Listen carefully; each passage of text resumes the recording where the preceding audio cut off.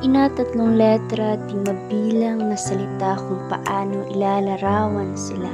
Ilang libong sakripisyo ipinuhunan nila para lang mapalaki tayo sa mundong ito. Di alintana, hirap, pagod, basta tayo ay maitatuyot. Yan ang laging una sa isipan ng isang ina. Ina na takbuhan sa lahat ng panahon.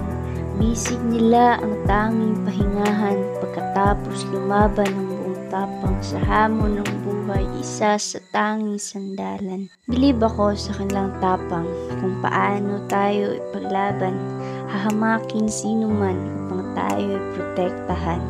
Laging inuuna ating kapakanan. Kahit anong estado ng buhay ay hindi basihan o sukatan sa pag-ibig sa akin.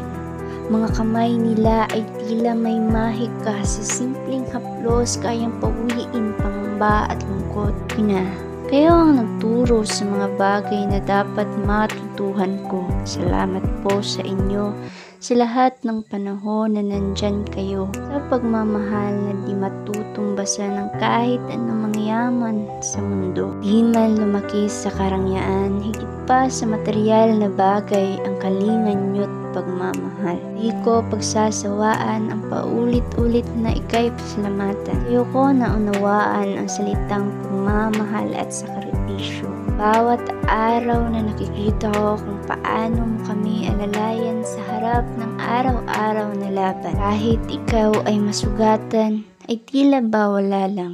Ngiti mo sa tuwing ay nasisilayan, tuwing nakikita mo kami unti-unting natututong mag-isang humakbang. Ina, tatlong letra, inspirasyon na aking ipagmamalaki.